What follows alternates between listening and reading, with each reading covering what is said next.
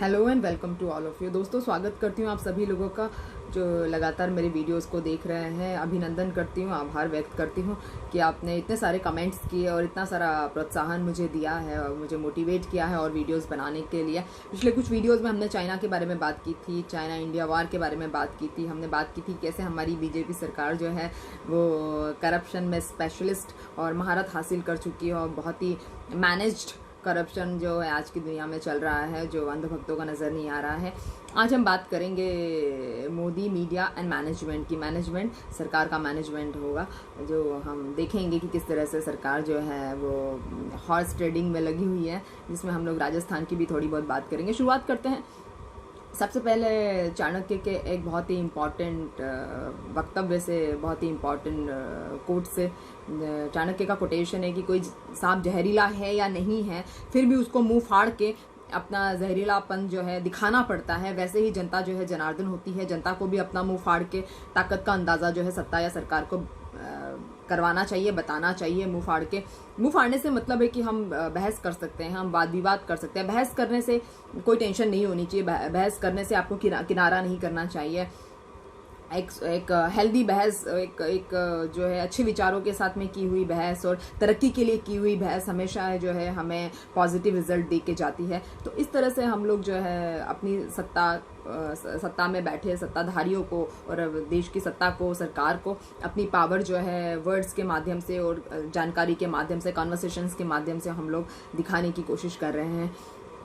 क्योंकि सांप में अगर जहर ना हो, कोई सांप जो बूढ़ा हो जाता है उसमें जहर नहीं होता है, तब भी उसको मुंह फाड़ के, बड़ा सा मुंह फाड़ के अपना जो है जहर बताना पड़ता है, जिससे कि लोग उससे डरे। जनता भी जनार्दन समझी जाती है संविधान में और जनता को भी कहीं ना कहीं आवाज़ उठाने की, आवाज़ को बुलंद करने की ज़रूरत है, ऐसा मेरा मानना है।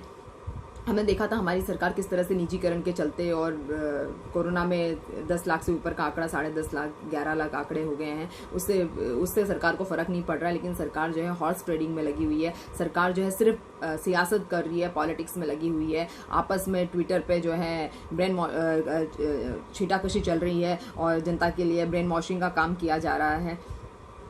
लेकिन सरकार को बिल्कुल भी पता नहीं है कि जिस तरह से इन्फ्लेशन आने वाला है और जिस तरह से जीडीपी माइनस में हो गई है, उसको किस तरह से संभाले, सुधारे। बल्कि उल्टा सरकार अपनी ही जेब में पैसे बटोरने में लगी हुई है, चीज़ों को प्राइवेटाइज करके। हमारे यहाँ पर जो बंद बॉटल में पानी आता है, I am giving you 1 or 2 extra examples, फिर मुद्दे पे आते हैं। जो बंद बॉटल में पानी आता है, उन कंपनियों का जो मुनाफा है, उतना हमारे यहाँ पे सरकार का पानी की सफाई करने के लिए भी बजट नहीं है।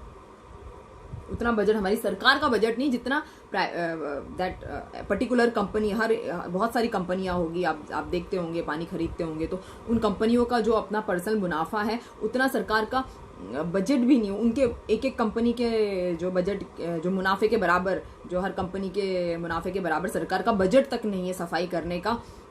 तो इस तरह से जो है सिचुएशन बहुत ही बद से बदतर बनी हुई है इस सरकार में।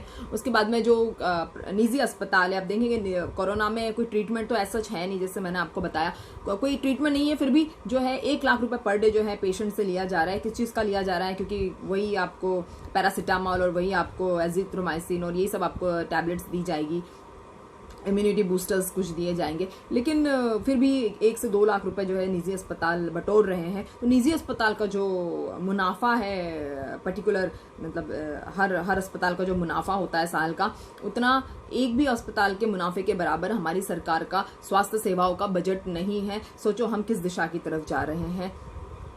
सरकार तभी जागृत होती है जब सरकार को जनता से वोट लेने होते हैं। जनता क्या मुसीबत फेस कर रही है, सरकार को उसे कोई मतलब नहीं हो। हमारे देश का काफ़ी मजाक उड़ाया जा रहा है। मजाक से मतलब है कि कोरोना में हमारे देश ने जिस तरह से, हमारे देश में सारी चीज़ें चल रही है, एक तो ये राजस्थान में हॉर्स ट्रेडिंग, देन विकास दुबे वाला इशू, फिर ICMR ने बता दिया कि 15 अगस्त को कोरोना की जो है वैक्सीन लॉन्च होने वाली है। कैसे लॉन्च होने वाली है? सारे इंटरनेशनल इंस्टीट्यूट्स में हमारा मजाक उड़ाया जा रहा है। फिर बाबा रामदेव ने मौका परस्ती दिखाई और बिल्कुल मौके का फ़ायदा उठाते हुए कोरोनिल करके कोई एक घटिया सी दवाई लॉन्च कर दी है।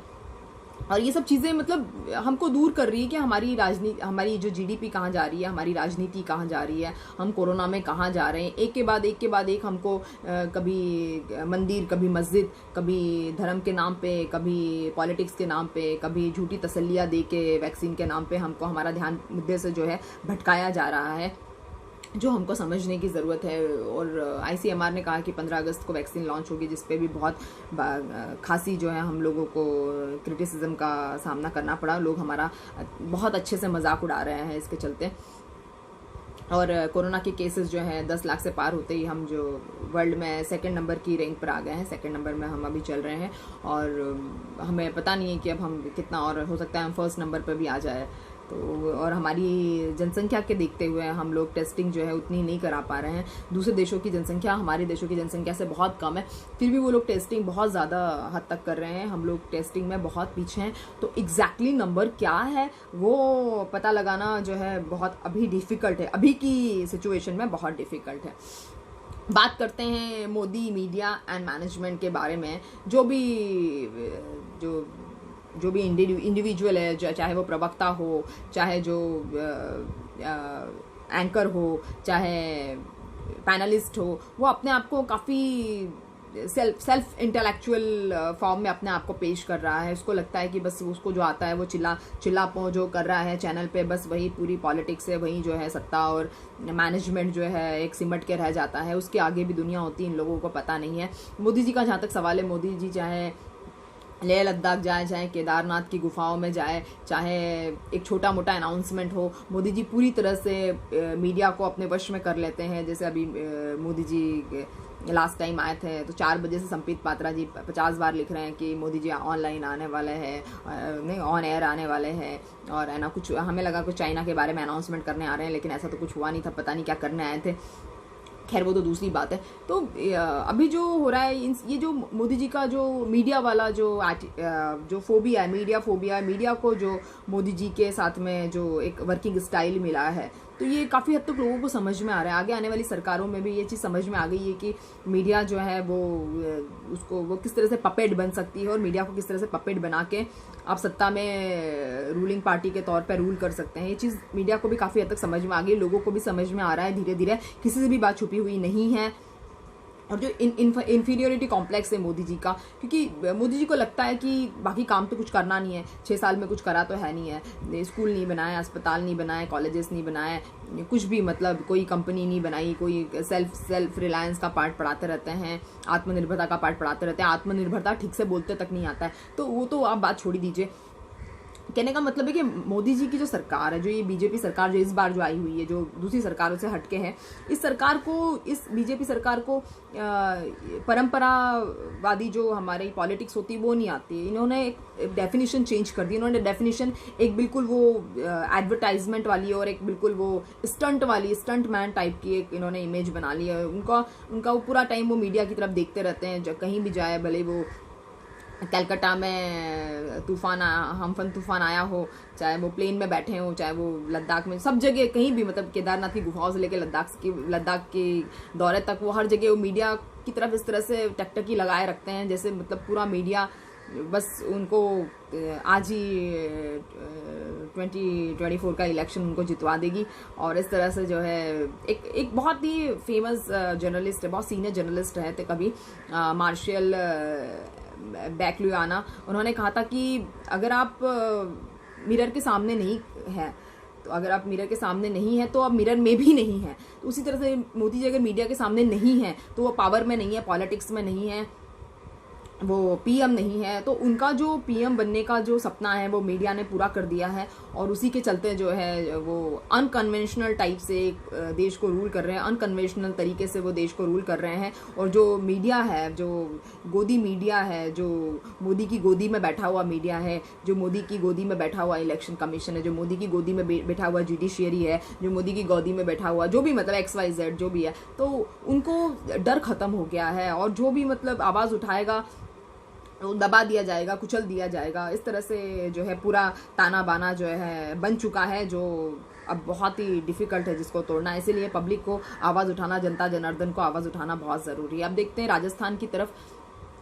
राजस्थान में जो सचिन पायलट जी जो है कांग्रेस छोड़ के बीजेपी में जाना चाह रहे हैं, या जिस तरह से उनको एक जल्दीबाजी मची हुई है, तो उसको लेके काफ़ी कांग्रेस का मजाक उड़ाया जा रहा है। लेकिन इसमें मजाक उड़ाने वाली कोई बात नहीं, क्योंकि ऐसा बहुत बार होता है कि बीजेपी के लोग जो है कांग्रेस में आ जाते हैं, कांग्रेस के नेता जो हैं बीजेपी में चले आते हैं, हाथों हाथ वो बड़े से मंत्री पद पे, बहुत बड़े मंत्री पद पे बैठ जाते हैं। तो एक सत्ता का जो लालच होता है, जो सत्ता का जो करिश्मा है, करिश्माई जो भूख है सत्ता की, और एक जो जल्दी से मंत्री बनने की जो बिल्कुल खलबली होती है इन नेताओं में, उसकी वजह से ये हो जाता है। और जो बेचैनी है, जो सुबुगाहट है, जो हम कह सकते हैं कि एक इम्पेशंस है जो नेताओं के बीच में, वो इसका रीज़न है। कांग्रेस उसके लिए जिम्मेदार नहीं है। कांग्रेस एक परंपरावादी सरकार चलाने वाली पार्टी है, काफ़ी पुरानी पार्टी है, बहुत पुरानी पार्टी है, और 130 ईयर्स ओल्ड पुरानी पार्टी है कांग्रेस। तो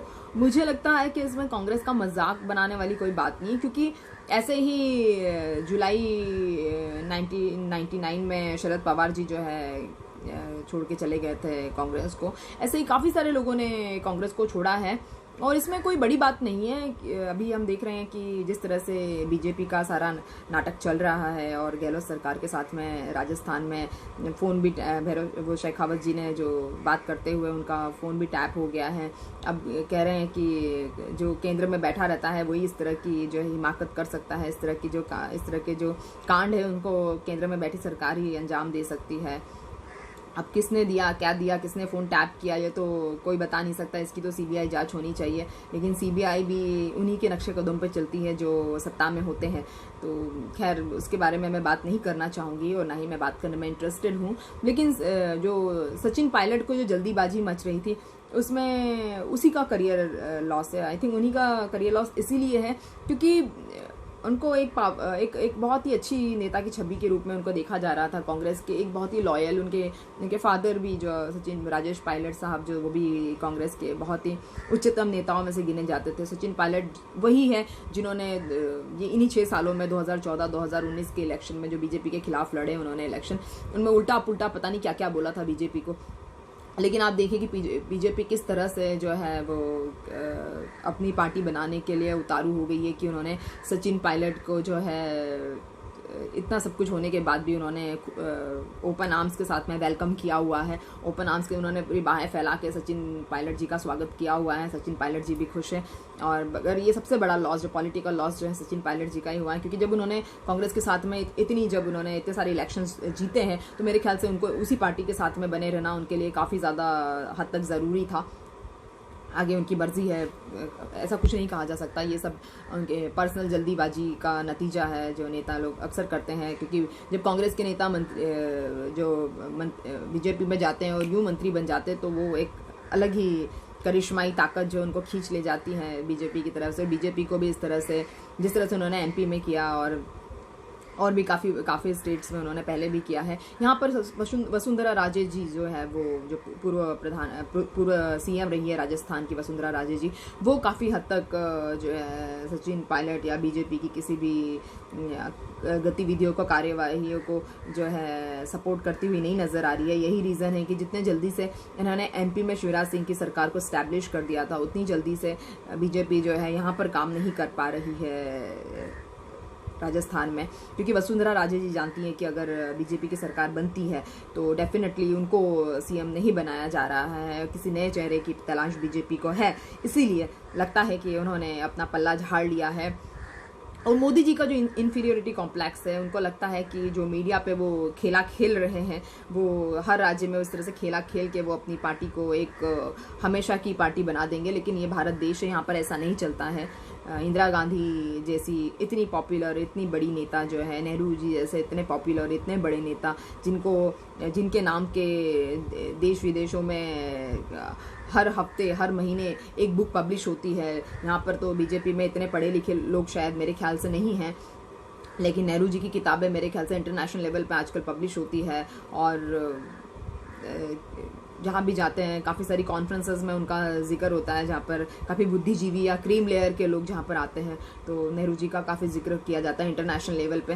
तो मोदी जी को कहीं ना कहीं लगता है कि वो इतने सालों से उनका इतना लंबा पॉलिटिकल करियर है, 20-25 सालों का, उसमें भी उनको नेहरू जी जैसी या राहुल गांधी जो कुछ भी नहीं है, जो जो अभी तो सीधे तौर पे 1 साल से 1.5 साल से पार्टी के प्रेसिडेंट भी नहीं हैं, उनको जिस तरह से अटेंशन दी जाती है, उनको जिस तरह से आगे बढ़ाया जाता है, उनको जिस तरह से मीडिया अटेंशन मिलती है, तो कहीं ना कहीं मोदी जी डायरेक्ट तौर पे जो है उनकी जो भिड़ंत होती है वो राहुल गांधी जी से, उनकी जो मन में कसक होती है, वो जो पूरी की पूरी वो पॉलिटिकल कसौटी पे कहीं ना कहीं वो राहुल गांधी से कंपैरिजन करके निकाल देते हैं। दोस्तों, अमेरिका में भी इस तरह के कंपैरिजन पहले चलते आए हैं अमेरिका के लोकतंत्र में, जहाँ पे निक्सन का कंपैरिजन जो है कैनेडी के साथ में हुआ करता था, और कैनेडी जो है वो इसी तरह से एक युवराज के तौर पे देखे जाते थे, जैसे हमारे यहाँ पे राहुल गांधी देखे जाते हैं, या हमारे पे नेहरू जी जो जिस तरह की रॉयल्टी में जिनको देखा जाता है, तो इसी तरह से कैनेडी को भी देखा जाता था। और निक्सन को लगता था कि उनका इतना लंबा पॉलिटिकल करियर है, फिर भी उनको इतना भाव या तवज्जो उस तरह से नहीं दी जाती है, और आज भी नहीं दी जाती है। मोदी जी भी शायद इसी कोशिश में लगे रहते हैं कि कहीं ना कहीं वो नेहरू का ओहदा या राहुल गांधी का ओहदा जो है वो गिरा दे, वो जो है उनको एकदम सिरे से सफाया कर दे उनका। लेकिन ऐसा नहीं है, ऐसा नहीं हो सकता है, किसी भी तौर पे ऐसा नहीं हो सकता है।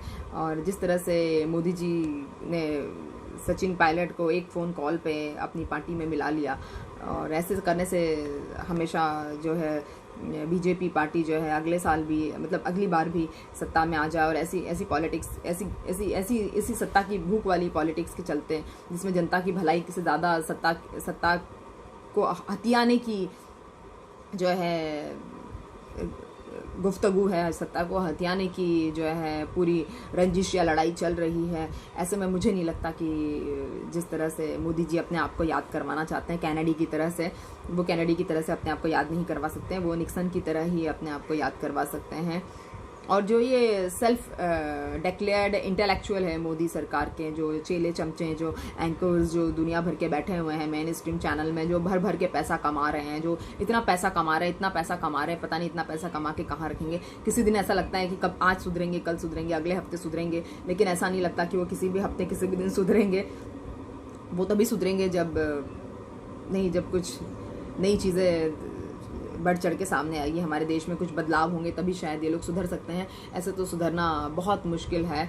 But inferiority complex gives you a lot of negativity, और ऐसे ही इन्फीरियरिटी कॉम्प्लेक्स के चलते मोदी गवर्नमेंट में बहुत सारी नेगेटिविटी है। नेगेटिविटी कांग्रेस के गांधी परिवार को लेके, नेगेटिविटी नेहरू जी को लेके, नेगेटिविटी कांग्रेस की कार्यप्रणाली को लेके, नेगेटिविटी कांग्रेस की योजनाओं को लेके, नेगेटिविटी हर तरीके से उन्हीं कांग्रेस के एमपीज़ को लेके एक सरकार बनाते हैं, उन्हीं कांग्रेस के एमपीज़ को लेके इनकी सरकारें बना सकते हैं ये एमपी में। तो उन्हीं कांग्रेस से इतनी क्या नफरत है। नेहरू जी जिनको इंटरनेशनल लेवल पे उनकी किताबों के लिए, उनके आइडियोलॉजीज़ के लिए याद किया जाता है, उनसे क्या इतनी नफरत है, ये सचमुच में सोचने का विषय है। और मतलब इन्फीरियरिटी कॉम्प्लेक्स जो है वो आपको it won't take you anywhere, इससे कोई किसी का फ़ायदा नहीं होगा। ऐसा नहीं कि कांग्रेस पहली बार टूटी है, इसके पहले 1969 में भी कांग्रेस टूटी है, इसके पहले 1999 में भी कांग्रेस टूटी है, इसके पहले 1978 में भी कांग्रेस टूटी है, बहुत बार कांग्रेस टूटी है। और जो कांग्रेस जो संघर्ष करके जो पार्टी बनी है, इतने सालों के संघर्ष के बाद में कांग्रेस जो पार्टी बनी हुई है, वो सच में तारीफ़ काबिल है, क्योंकि संघर्ष इंसान को अंदर से मजबूत बनाता है। अगर आपके पास संघर्ष नहीं होगा तो समझ नहीं होगी, मुझे लगता है। और कांग्रेस पार्टी के पास संघर्ष भी है और वो समझ भी है कि देश चला सकते हैं।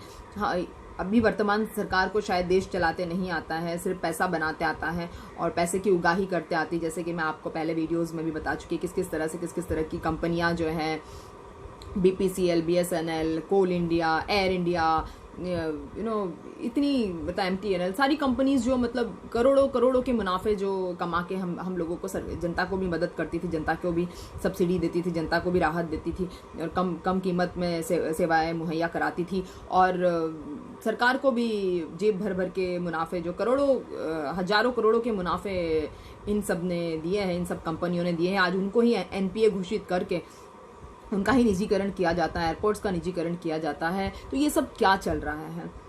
इस तरह से जो है कांग्रेस को तोड़ के क्या चल रहा है। तो ये सारी चीज़ें जो है जनता के ज्ञान चक्षु खुलने के लिए काफ़ी है। शायद अभी भी अगर आप लोगों के ज्ञान चक्षु नहीं खुलेंगे तो शायद कभी नहीं खुलेंगे। यही समय है, यही मौका है कि आप अपने ज्ञान चक्षु खोलिए, अपने अपने अपने दिमाग और अपने बुद्धिजीवी होने का सबूत दीजिए। बुद्धिजीवी नहीं तो कम से कम आपके पास जो दिमाग, जो आपको एक मनुष्य जीवन में, आपको 84 योनियों के बाद में जो मनुष्य जीवन मिला है, मनुष्य जीवन में आपको जो बुद्धिजीवी या दिमाग, आपको बुद्धि दी गई है, बुद्धि का इस्तेमाल कीजिए। बुद्धिजीवी ना बनिए, कम से कम थोड़ा बहुत बुद्धि का इस्तेमाल कीजिए। यही मेरी आप लोगों से गुजारिश है। ये भी देखा गया है कि जो राजस्थान में, फिर मैं कहूँगी कांग्रेस के जो विधायक हैं, पहले रिजॉर्ट में थे, अब वो 5 सितारा होटल में है, फेयरमाउंट होटल में है, आई गेस, जो दिल्ली जयपुर हाईवे पे है, जयपुर से 20 किलोमीटर दूर। तो इतना खर्चा विधायकों पे कर रही है सरकार, इतना ज़्यादा खर्चा विधायकों पे कर रही है। जब शिवराज सिंह का शपथ समारोह हुआ तब कोरोना वायरस आ चुका था, तब कहाँ गया था? सोशल डिस्टेंसिंग नहीं है, कुछ नहीं है, तब कहाँ कोरोना वायरस चला गया था?